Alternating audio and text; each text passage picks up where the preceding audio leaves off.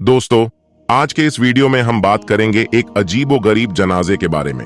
एक ऐसा रईस आदमी का जनाजा जिसे पढ़ाने के लिए हर मौलवी इनकार कर देता है कि मैं इस जनाजे को नहीं पढ़ाऊंगा। दोस्तों, वीडियो में आगे बढ़ने से पहले आपने अब तक हमारी वीडियो को लाइक नहीं किया तो लाइक जरूर कर लें। दोस्तों, किसी शहर में एक ऐसा आदमी रहता था जिसके पास अल्लाह का दिया हुआ सब कुछ था। अल्लाह ने उनको मालो दौलत, इज्जत, शोहरत, औलाद अल गरज, दुनिया के हर नियामत से नवाजा था। इन सब के बावजूद ये एक नेक, ईमानदार और अल्लाह वाले इंसान थे।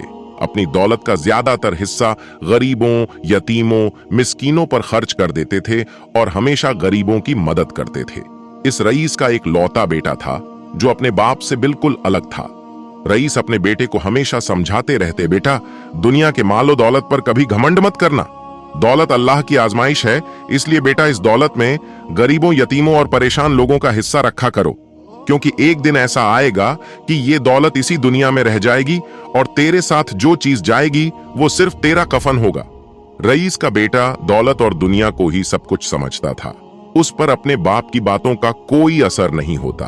वक्त गुजरता रहा। एक वक्त ऐसा भी आया कि वो रईस सख्त बीमार हो गया। काफी इलाज के बाद भी कोई बेहतरी नहीं आई।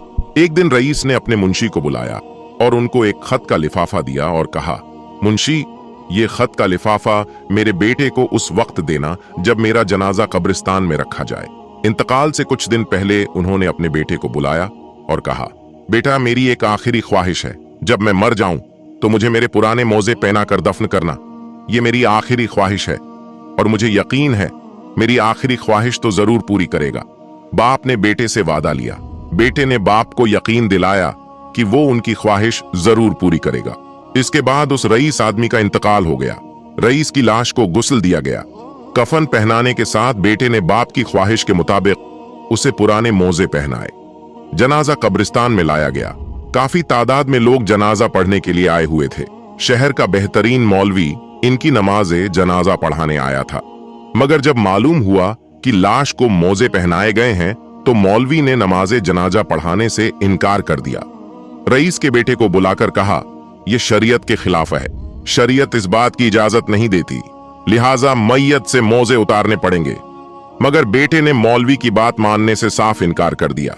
रईस के बेटे ने कहा, यह मेरे बाप की आखिरी ख्वाहिश थी जो उन्होंने मरने से पहले मुझे वादा लिया था, लिहाजा उनके ख्वाहिश में जरूर पूरी करूंगा। अब कब्रिस्तान में एक मसला बन गया। सब लोग रईस के बेटे को समझा रहे थे मगर वो किसी की बात को नहीं मान रहा था। उन्होंने शहर के बड़े बड़े उल्मा इकराम से राब्ता किया। उनको पैसों का लालच दिया कि वो नमाज़े जनाजा आकर पढ़ा दे, मगर शहर के किसी भी आलिम ने उसकी बात नहीं मानी। हर एक ने यही कहा, यह शरीयत के खिलाफ है। मुर्दे को सिवाय कफन के कोई और चीज नहीं दी जा सकती। कब्रिस्तान में अवाम और उलामा इकराम का हुजूम इकट्ठा हो गया।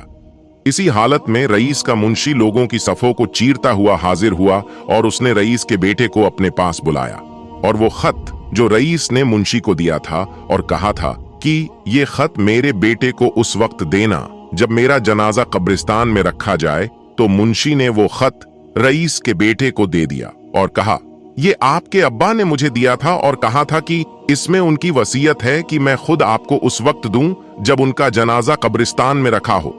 रईस के बेटे ने खत हाथ में लिया। उसने खोलकर देखा। उसमें लिखा हुआ था, मेरे प्यारे बेटे, मैं शहर का सबसे अमीर आदमी था, मगर देख ले, आज मैं अपनी साथ ये पुराने मोजे भी लेकर नहीं जा सकता। मेरे बेटे, आज मेरे साथ सिवाय मेरे कफन के मेरी खबर में कोई भी चीज नहीं जाएगी। जो कुछ मैंने दुनिया में कमाया, जो माल मैंने दुनिया में जमा किया, सब कुछ दुनिया में ही रह जाएगा। मेरे बेटे, मैं तुझसे वसीयत करता हूं, मैं जो कुछ छोड़कर जा रहा हूं उसे नेक राह में खर्च करना। मेरे बेटे, दौलत पर कभी तकब्बुर मत करना, घमंड मत करना, क्योंकि दौलत इस दुनिया में रह जाएगी। उसने जब खत को पढ़ा तो झारो कतार रोने लगा। उसने बाप के मोजे उतार दिए। नमाज़े जनाजा पढ़ाया गया और उसे दफन कर दिया गया। उसके बाद उस बेटे ने भी अपने बाप की तरह काम किया।